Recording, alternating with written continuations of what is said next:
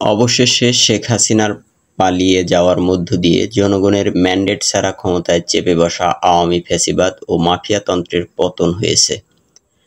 আওয়ামী ফ্যাসিবাদের পতনের এটি দ্বিতীয় পর্ব। ১৯৭৫ সালের ১৫ আগস্ট প্রথম পর্বের পতন হয়েছিল সামরিক অভ্যুত্থানে। এবার গণঅভ্যুত্থানে পালাতে বাধ্য হন দীর্ঘ ১৬ বছর দুঃশাসনের মহারানী শেখ হাসিনা। অবসান হয়েছে ফ্যাসিবাদের দ্বিতীয় পর্ব।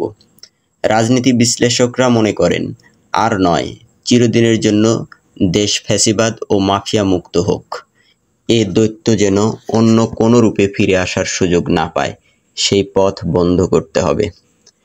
নির্বাচন নাটকের মধ্য দিয়ে ভোট ডাকাতি করে আর যেন কেউ ক্ষমতা চিরস্থায়ী করার মিশনে নামার ষড়যন্ত্র করার সাহস না পায়। ছাত্র জনতার সেদিকে কড়া দৃষ্টি রাখতে হবে। পর্যবেক্ষকরা মনে করেন, পৃথিবীর অন্যতম নিকৃষ্ট স্বৈরাচার হিটলারও নির্বাচনের মাধ্যমে ক্ষমতা দখল করেছিলেন। তারপর তিনি কি করেছেন তা সবারই জানা। আওয়ামী লীগের ইতিহাস বিশ্লেষণ করলে দেখা যায়, তারা বারবার এ জাতির সাথে বেইমানি করেছে।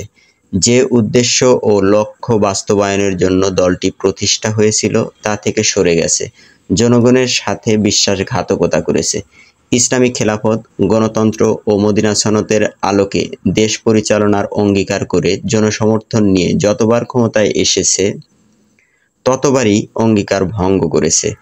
১৯৭০-এর নির্বাচনে বিজয়ী হওয়ার পর তৎকালীন পাকিস্তানের শাসকরা ক্ষমতা হস্তান্তরে টালবাহানা করলে মুক্তিযুদ্ধ শুরু হয়।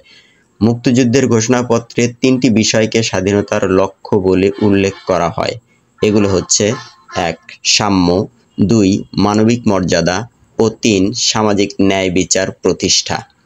এ তিনটি হচ্ছে স্বাধীনতার মূল লক্ষ্য। এ তিন নীতির ভিত্তিতে একটি গণতান্ত্রিক বাংলাদেশের জন্য ৩০ লাখ মানুষ প্রাণ দিয়েছেন।